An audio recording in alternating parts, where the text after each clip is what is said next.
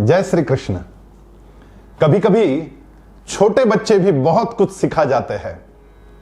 एक नन्हा सा बालक मेरे पास आया और मुझे कहने लगा कि आज मुझे मेरी टीचर ने बहुत डांटा।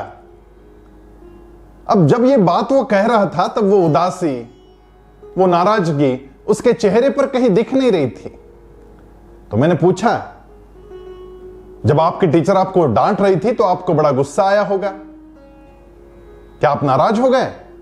तो उस छोटे बालक ने कहा, नहीं, मैंने अपने आप को म्यूट मोड पे डाल रखा था। जैसे टीवी को हम म्यूट कर देते हैं तो उसकी आवाज सुनाई नहीं देती, उसी प्रकार मैंने अपने आप को म्यूट मोड पे डाल दिया तो मेरे टीचर की आवाज मैंने सुनी ही नहीं। तो नाराज होने का या गुस्सा होने का कोई सवाल ही नहीं। वो क्षण मेरे जीवन का एक अनमोल क्षण था, क्योंकि वो छोटा बच्चा मुझे बहुत कुछ सिखा गया था। भगवान श्री कृष्ण भगवत गीता में कई जगह पर यह बात कहते हैं कि यदि जीवन में यशस्वी होना है तो सबसे पहला काम यह करना पड़ेगा कि अपनी प्रज्ञा को प्रतिष्ठित करना पड़ेगा। हमारी बुद्धि स्थिर रहे, वो विचलित ना हो। और बुद्धि को विचलित करने वाला, हमारे मन को दोलायमान करने वाला यदि कोई विषय है तो वो है क्रोध। भगवान कहते हैं, क्रोधाद भवति सम्मोहः, सम्मोहात् स्मृति विभ्रमः, स्मृति भ्रंशात् बुद्धिनाशो, बुद्धिनाशात् प्रणश्यति। भगवान कह रहे हैं कि बुद्धि क्रोध से समाप्त हो जाती है, क्रोध से सम्मोहन हो जाता है, हम हिप्नोटाइज्ड हो जाते। क्रोधात् भवति सम्मोहः, सम्मोहात् स्मृति विभ्रमः, सम्मोह से, इस हिप्नोटिज्म से हम लोग दिग्भ्रमित हो जाते।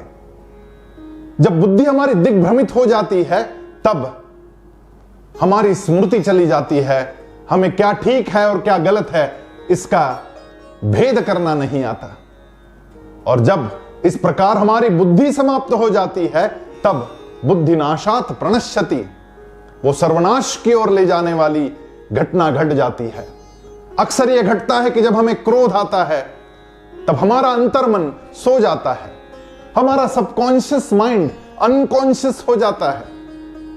और फिर उस अनकॉन्शियस स्टेज में, उस मूर्छित अवस्था में हम लोग क्या बोल रहे हैं हमें ही पता नहीं रहता। हम लोग अनाप शनाप बोल दिए जाते हैं।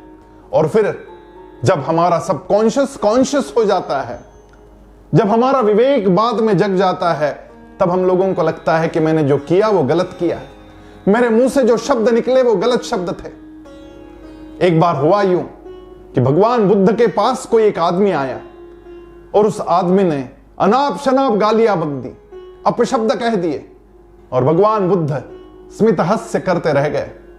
अगले दिन जब उस आदमी को समझ में आया कि मैंने तो गलत काम कर दिया, तो वो आदमी लौट कर आया और भगवान बुद्ध से माफी मांगने लगा, कहने लगा कि मुझसे भूल हो गई, मुझे क्षमा कर देना। तो भगवान बुद्ध मुस्कुराए, उन्होंने कहा, मैंने तुम्हें कहां कुछ कहा है, मैं तुम पर बिल्कुल भी नाराज नहीं हूं। तो उस आदमी ने कहा, लेकिन मैंने तो आपको इतनी गालियां बक दी, फिर भी आप नाराज नहीं हुए। उसने कहा, तुमने गालियां दी लेकिन मैंने ली कहा। उन्होंने अपने बाजू में पड़ा एक पुष्पहार था, उसको उठाया और कहा कि यदि ये पुष्पहार मैं तुम्हें देना चाहूं और तुम इसे मना कर दो तो ये पुष्पहार किसके पास रह जाएगा? उस आदमी ने कहा, यह पुष्पहार आपके ही पास रह जाएगा। उसी प्रकार कल जब आपने मुझे गालियां दी तब वो गालियां मैंने स्वीकार ही नहीं की, तो वो गालियां तुम्हारे पास रह गई।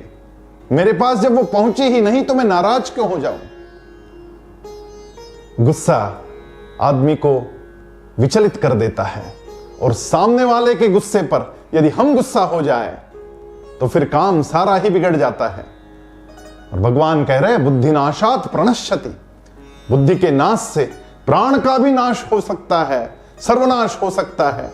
और इसलिए इस क्रोध पर हम लोगों को किस प्रकार संयमन करना चाहिए, इसकी अनेक विधा है। और सबसे आसान विधा तो यह है कि जब ऐसा घट जाए कि सामने वाला क्रोधित है और हमें क्रोध आ रहा है, हमारे अंदर का क्रोध जग रहा है, तब हम अपने आप को सजग बनाएं, जागृत बनाएं और इसको करने के लिए एक उल्टी गिनती कर ले। 100 - 7 93, 93 - 7। थोड़ा रुकना पड़ता है, सोचना पड़ता है, और जैसे ही हम किसी और चीज के बारे में सोचने लगते हैं तो एक अवकाश मिलता है, एक गैप मिलता है, और उस गैप में हमारा कॉन्शियस जग जाता है। आप कुछ भी कर सकते हैं, भगवान का नाम ले सकते हैं, या आपके मन की और भी कोई युक्ति कर सकते हैं जिससे आप जग जाए। भगवान बार बार जगने को कहते हैं, और भगवान कहते हैं कि यह जगना ही आपको सजग बनाएगा। ध्यान की यह विधा कि स्वयं पर ध्यान रखे और क्रोध को दूर रखे, इस विधा के मार्ग पर चलते हुए हम निश्चित विजयी बन सकते हैं। आइए इसी मार्ग पर चलते हैं।